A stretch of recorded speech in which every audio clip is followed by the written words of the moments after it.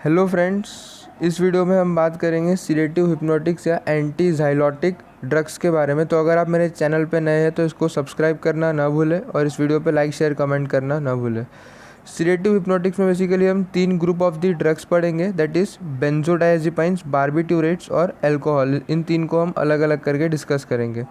सबसे पहले जो है हम डिस्कस करते हैं इनका डोज डिपेंडेंट सीएनएस डिप्रेशन। अगर इनके हम एकदम कम डोज देते हैं, सबसे पहले सिडेशन होगा, नींद आएगी, ठीक है, सीएनएस इतना डिप्रेस होगा। अब और डोज बढ़ाएंगे तो एनेस्थेशिया का इफेक्ट आएगा, और जब डोज बहुत ज़्यादा बढ़ जाएगी तो रेस्पिरेटरी डिप्रेशन या डेथ भी हो सकती है। यानी कि डोज बढ़ाने पे अब सीएनएस बहुत ज़्यादा डिप्रेस हो गया कि रेस्पिरेटरी सेंटर ही काम नहीं कर रहा है, रेस्पिरेटरी डिप्रेशन हो गई और फिर डेथ हो गई। दूसरी इंपॉर्टेंट चीज़ जो हमें डिस्कस करनी है दैट इज सीडेटिव हिप्नोटिक्स का पैराडॉक्सिकल डिसइनिबिशन। ब्रेन में बेसिकली 2 टाइप के न्यूरोट्रांसमीटर है, गाबा और ग्लूटामेट। गाबा जो है वो इनिबिटरी न्यूरोट्रांसमीटर है, ग्लूटामेट एक्साइटेटरी न्यूरोट्रांसमीटर है। तो अगर हम गाबार्जिक न्यूरॉन को इनिबिट करेंगे तो ओवरऑल इफेक्ट क्या आएगा? एक्साइटेशन, क्योंकि इनिबिटरी न्यूरॉन का इनिबिशन हो रहा है। और ये जो ड्रग्स है सीडेटिव हिप्नोटिक्स, ये गाबा बढ़ाएंगी ब्रेन में, क्योंकि इनको सीएनएस को डिप्रेस करना है। तो ये बेसिकली क्या करेंगी? इनिबिटरी न्यूरॉन को इनिबिट करेंगी। इसका मतलब ओवरऑल क्या होगा? एक्साइटेशन वाला इफेक्ट आपको देखने को मिलेगा। तो अब हम बात करते हैं गाबा ए चैनल के बारे में। तो ये लाइगेंड गेटेड चैनल है। जब इससे गाबा बाइंड करता है तो ये क्लोराइड के चैनल को खोल देता है, और क्लोराइड क्या होता है? बाहर से अंदर आता है, यानी कि हाइपर पोलराइजेशन होता है, यानी कि इनिबिट करता है इम्पल्स के ट्रांसमिशन को, डिप्रेस करता है इसलिए सीएनएस। बेंजोडायज़ेपाइंस की कुछ खासियत देखते हैं। ये बाइंड क्या करते हैं? ये ड्रग्स गाबा ए कॉम्प्लेक्स की गामा सब यूनिट से जाके बाइंड करती है, और ये क्या करती है? क्लोराइड चैनल के ओपनिंग की फ्रीक्वेंसी बढ़ाती है। मतलब ये गाबा फैसिलिटेटरी एक्शन है, गाबा माइमेटिक एक्शन नहीं है, ठीक है। गाबा क्लोराइड चैनल को ज़्यादा देर तक ओपन रखेगी, गाबा को उसके काम में हेल्प करेगी। अब ये इसके 2 रिसेप्टर से काम करेगी, है BZ1 रिसेप्टर और BZ2 रिसेप्टर, ठीक है। तो यहाँ पर जो BZ1 रिसेप्टर है ये सिडेशन को मीडिएट करता है। सिडेशन का जो इफेक्ट होता है बेंजोडायज़ेपाइन का, ये BZ1 रिसेप्टर के थ्रू होता है। और जो BZ2 होता है ये कॉग्निटिव फंक्शन को अफेक्ट करता है, यानी कि इसकी वजह से यहाँ पर एंटेरोग्रेड एमनेशिया, उसका एक साइड इफेक्ट होता है, मेमोरी को अफेक्ट करता है ये। और साथ ही में एंग्जाइटी मैनेज जो होती है वो भी BZ2 रिसेप्टर के कारण होती है। और एक इम्पॉर्टेंट बात यह है कि इसकी जो ओवरडोज है, अगर मान लीजिए बेंजोडायज़ेपाइन की ओवरडोज हो गई है तो उसको ट्रीट करने के लिए, यानी कि उसको रिवर्ट करने के लिए एक ड्रग है दैट इज़ फ्लूमाजेनिल। ये ड्रग याद रखनी है, फ्लूमाजेनिल कैन रिवर्ट बेंजोडायज़ेपाइंस ओवरडोज। अब बात करते हैं इनकी फार्माकोकाइनेटिक्स के बारे में। तो बेंजोडायज़ेपाइंस है ये लीवर में मेटाबोलाइज होती है with the help of cytochrome P450 enzyme, ठीक है। ऑफन ये एक्टिव मेटाबोलाइट जो है इसमें मेटाबोलाइज हो जाती है, फॉर एग्जाम्पल ऑक्साजिपाम में। ऑक्साजिपाम जो है ये भी क्या है? एक एक्टिव मेटाबोलाइट है, यानी कि इसका भी इफेक्ट सेम होगा जो कि ड्रग का हो रहा था, यानी कि ये भी सीएनएस डिप्रेस करेगा।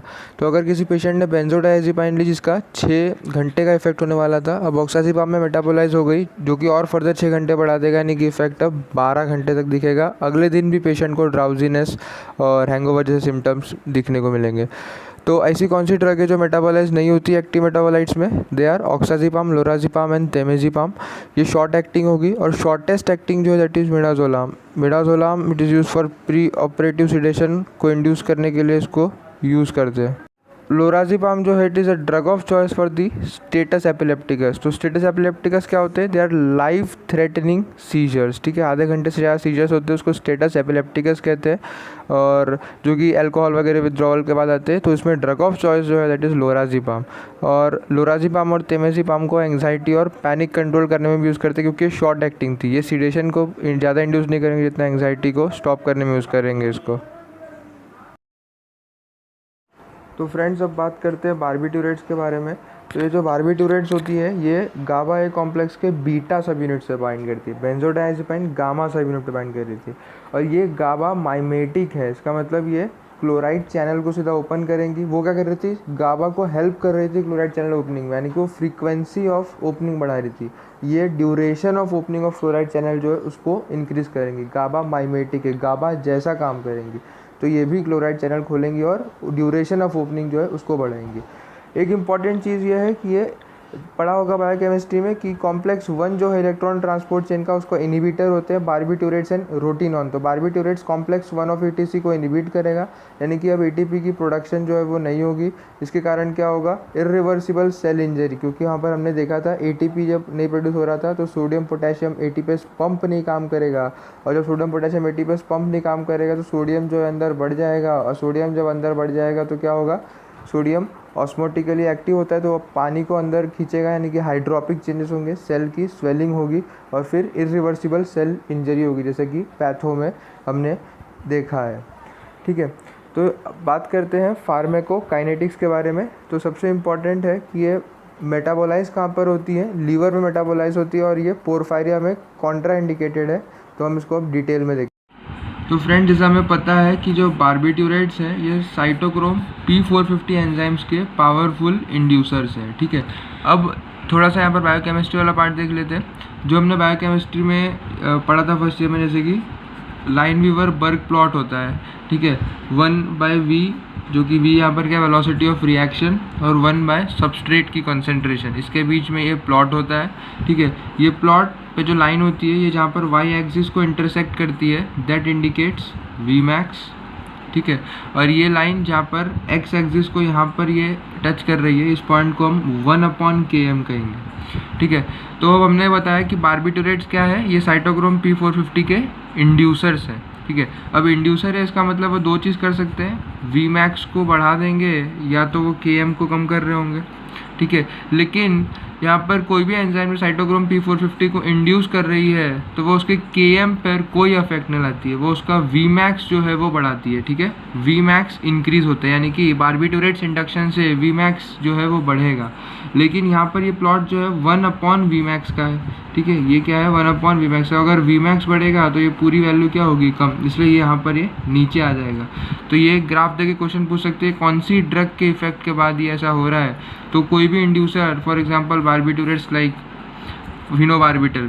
ठीक है, फिनोबार्बिटल ये क्या करेगी, ये इंड्यूस करेगी साइटोक्रोम P450 को, तो Vmax बढ़ाएगी, यानी कि 1/Vmax कम होगा तो लाइनवीवर बर्ग प्लॉट में ये जो पॉइंट है y एक्सिस पे, ये कहाँ पर आ जाएगा, नीचे आ जाएगा। इसके अलावा अगर हम देखें कौन कौन सी ड्रग इंड्यूस करती है, तो सबसे इम्पॉर्टेंट राइफेम्पिन, कार्बामेजिपाइन्स और फेनिटोइन, जो हमने देखा था कहाँ पर, एंटी एपिलेप्टिक ड्रग्स में कार्बामेजिपाइन्स, फेनिटोइन, बारबिट्यूरेट्स, राइफेम्पिन, ये सब क्या है, इंड्यूसर्स है साइटोक्रोम P450 की। ठीक है, और इसके अलावा आपको एक और चीज़ याद रखनी है, कोई भी इंड्यूसर, चाहे वो ये ड्रग हो, चाहे फेनिटोइन हो, चाहे राइफेम्पिन हो, चाहे बारबिट्यूरेट्स हो, जो भी ड्रग साइटोक्रोम P450 की इंड्यूसर होगी, they are contraindicated in porphyrias. ठीक है, इसमें सिंपल सा बायोकेमिस्ट्री का कंसेप्ट है कि पोरफायरिया जो होता है, ठीक है, वो क्या हो रहा है, वहाँ पर जो सबस्ट्रेट होते हैं वो अक्यूमुलेट होने लगते हैं, हीम सिंथेसिस वाले। और सभी को पता है कि जो साइटोक्रोम P450 एंजाइम है, ठीक है, ये बेसिकली हीम कंटेनिंग एंजाइम है। ठीक है, तो जो भी जो ड्रग है वो यहाँ पर साइटोक्रोम P450 को इंड्यूस कर रही है, यानी कि उसको बढ़ा रही है। ठीक है, तो हीम सिंथेसिस भी बढ़ाएगी वो चीज़, यानी कि वो एक्ट क्या करती है, तो पढ़ा है बायोकेमिस्ट्री में, दैट इज एलासिंथेस। बारबिट्यूरेट्स जो है वो एलासिंथेस को एक्टिवेट करती है, जो कि क्या है, रेगुलेटिंग एंजाइम है हीम सिंथेसिस की। ठीक है, तो इसी के कारण हो सकता है कि पोरफायरिया जैसे सिम्टम्स दिखने लग जाए, क्योंकि ये ड्रग्स जो है वो क्या करेगी, हीम सिंथेसिस को बढ़ाएंगे, यानी कि अब जो सबस्ट्रेट्स है वो बढ़ने लग जाएंगे। तो अगर किसी पर्सन के अंदर मान लीजिए एक्यूट इंटरमिटेंट पोरफायरिया है, यानी कि यूरोबाइलोनिजन सिंथेज एंजाइम नहीं है उसके पास, तो वहाँ पर क्या होगा, सबस्ट्रेट जमा होने लगेगा और पोरफायरिया जैसे सिम्टम आने लगेंगे आफ्टर दी ड्रग इनटेक। ठीक है, बारबिट्यूरेट जैसे ड्रग लेने के बाद उसमें पोरफायरिया, मोस्ट कॉमनली एक्यूट इंटरमिटेंट पोरफायरिया। ठीक है, तो उसके सिम्टम आने लगते हैं। इसलिए ये जितनी भी ड्रग है, राइफेम्पिन, फेनिटोइन, कार्बामेजिपाइन और बारबिट्यूरेट्स, इनको पोरफायरिया के अंदर कॉन्ट्रा इंडिकेट किया जाता है। तो फ्रेंड्स, अब देख रहे थे यूजेस ऑफ बारबिट्यूरेट्स। तो यहाँ पर हम दो देखेंगे, फिनोबार्बिटल और थायोपेंटल के बारे में। Phenobarbital is used for the maintenance of seizures in pregnancy. ठीक है, तो प्रेगनेंसी में सीजर्स की ड्रग ऑफ चॉइस भी इसको कहते हैं, फिनोबार्बिटल को। ठीक है, और दूसरी important cheese that is thiopental. Thiopental जो होती है ये बहुत ही शॉर्ट एक्टिंग ड्रग होती है। ठीक है, तो इसको हम यूज़ करते हैं for induction of the anaesthesia, और इसका रीडिस्ट्रीब्यूशन वाला फिनोमिनम भी होता है कि ये रैपिडली पहले CNS में डिफ्यूज़ हो जाती है, उसके बाद क्या होता है, वापस से आ जाती है बाहर। ठीक है, और रीडिस्ट्रीब्यूट होती है एडिपोज टिश्यू में।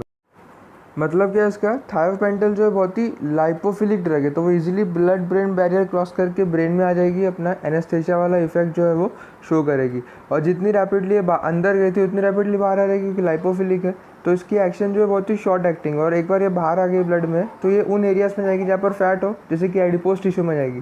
लेकिन हमको एनेस्थेसिया इंड्यूस करना था, ठीक है, यानी हमको एडिपोज टिश्यू में जाके इसका कोई काम नहीं है, ठीक है। तो अगर इसकी इफेक्टिव हमें देखना है इसकी थेरेप्यूटिक इफेक्ट, तो हम क्या करते हैं, इसकी डोज बढ़ा दें। एक बार थायोपेंटल दिए, उसकी थोड़ी देर बाद फिर से थायोपेंटल देंगे, क्योंकि पहली वाली जो है वो रीडिस्ट्रीब्यूट हो गई थी। तो यानी कि इसकी डोज बढ़ाने पे, यानी कि वापस से इसको देने पे जो इंडक्शन होता है एनेस्थेसिया का, वो इजीली आपका यहाँ पर हो जाता है।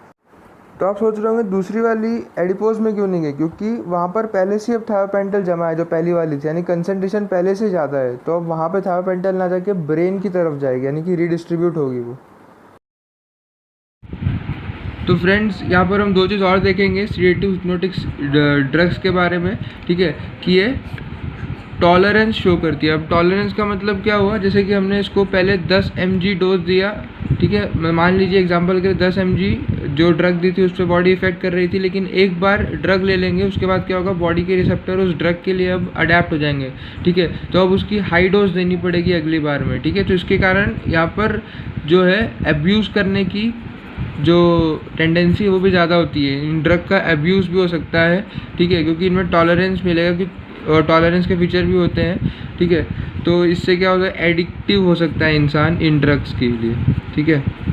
तो टॉलरेंस का मतलब क्या हुआ कि एक बार कम डोज की ड्रग लेंगे तो बॉडी के रिसेप्टर जो होंगे वो उतने, अब अगली बार उतने कम डोज पे इफेक्ट नहीं शो करेंगे, यानी कि अब हमें ड्रग की डोज जो है वो बढ़ानी पड़ेगी। तो इसी चीज़ को टॉलरेंस कहते हैं। तो ये जो ड्रग्स है सीडेटिव हिप्नोटिक्स, जैसे कि बार्बिट्यूरेट्स हो गए, बेंजोडाइज़ेपाइन्स और अल्कोहल, ये सब क्या है, टॉलरेंस शो करेंगी। अब इनमें क्रॉस टॉलरेंस भी होता है। क्रॉस टॉलरेंस का मतलब, जैसे कि हमने देखा 3 ड्रग थी, बेंजोडाइज़ेपाइन, बार्बिट्यूरेट्स, अल्कोहल, ठीक है। तो अब मान लीजिए एक इंसान जो है वो अल्कोहलिक है, यानी कि वो इथेनॉल का इंटेक कर रहा है, ठीक है।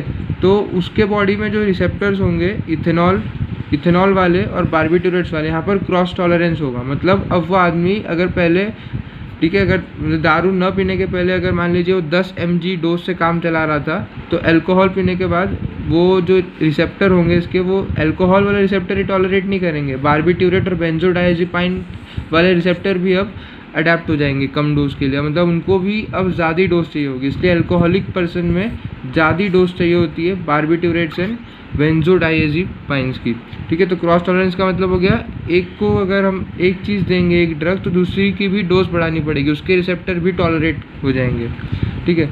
अब हम देखते हैं विथड्रॉवल साइंस, मतलब अगर एक पेशेंट इन ड्रग्स पे बहुत सालों से था, अचानक से उसने ड्रग्स छोड़ी तो क्या होगा, ठीक है। तो अगर हम बेंजोडाइज़ेपाइन्स की बात करें तो इसमें क्या होगा, एंग्जाइटी और रिबाउंड इंसोम्निया, ठीक है, क्योंकि इंसोम्निया ट्रीट करने के लिए थी, उसको हटाएंगे तो रिबाउंड इंसोम्निया होगी, और एंग्जाइटी ट्रीट करने के लिए थी, उसको हटाएंगे तो वापस से एंग्जाइटी होने लगेगी। लेकिन बार्बिट्यूरेट्स और अल्कोहल में एक खास बात देखी गई है कि अगर इनका विथड्रॉवल होता है तो यहाँ पर लाइफ थ्रेटनिंग सीजर्स देखने को मिलते हैं, ठीक है। लाइफ थ्रेटनिंग सीजर्स का नाम क्या है, स्टेटस एपिलेप्टिकस। आधे घंटे से ज़्यादा ये सीजर्स होते हैं और ये एकदम लाइफ थ्रेटनिंग सीजर्स होते हैं, ठीक है। तो ये लाइफ थ्रेटनिंग सीजर्स का ट्रीटमेंट क्या है, जैसे कि हमने पहले भी देखा था वीडियो में, जो कि बनाया था मैंने एपिलेप्सी पे, तो वहाँ पर स्टेटस एपिलेप्टिकस में ड्रग ऑफ चॉइस क्या थी, लोराज़ेपाम, ठीक है।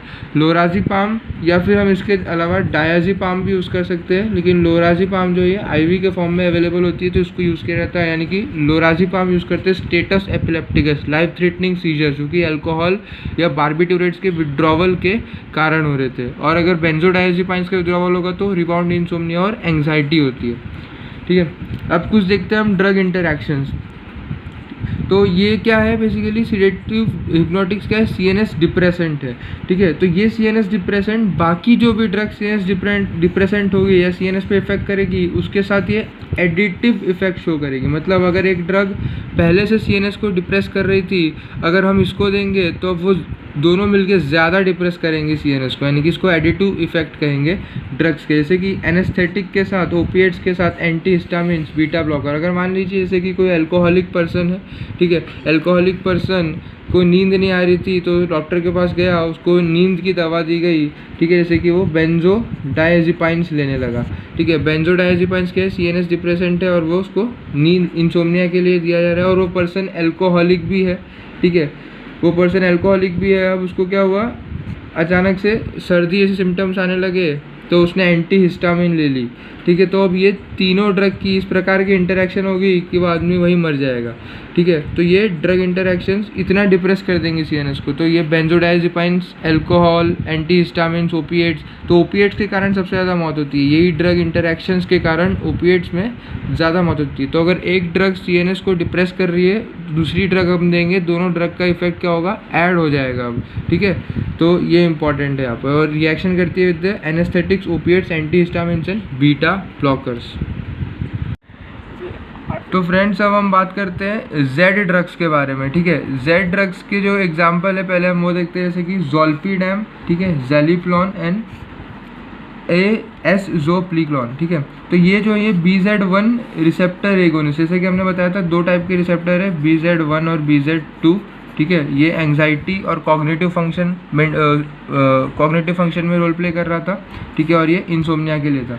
तो ये सिर्फ BZ1 रिसेप्टर एगोनिस्ट है जेड ड्रग्स, ठीक है। तो इसका मतलब ये एंग्जाइटी वगैरह पे इसका कोई इफेक्ट नहीं होगा, कॉग्निटिव फंक्शन पे इसका लेस इफेक्ट है, बहुत ही कम इफेक्ट है, क्योंकि ये BZ2 मीडिएटेड था और ये BZ1 रिसेप्टर एगोनिस्ट है। तो ये इंसोम्निया ट्रीट करने में यूज़ की जाती है। और जैसा कि हमने वहाँ पे देखा था बेंजोडायजेपाइन्स में कि उसकी अगर ओवरडोज होती है, उसको ट्रीट करने के लिए हम फ्लूमाजेनिल दे सकते हैं। तो जेड ड्रग्स की ओवरडोज भी फ्लूमाजेनिल से ट्रीट हो सकती है। और इसका एक खासियत है कि इसमें टॉलरेंस कम होता है, यानी कि इसमें एडिक्टिव ये ड्रग्स जो है नहीं होंगी, ठीक है, इनका अब्यूज़ कम होगा और ये एडिक्टिव भी कम होती है क्योंकि इनका टॉलरेंस कम है। तो इतना याद रखना, फ्लूमाजेनिल से इनका ओवरडोज रिवर्ट करेंगे, लेस टॉलरेंस है, BZ1 पे काम करते हैं इसलिए इंसोम्निया में देते हैं, और BZ2 पे इसका कोई इफेक्ट नहीं है। और एग्जांपल के लिए सबसे इंपॉर्टेंट ज़ोल्पीडेम ड्रग्स, ठीक है।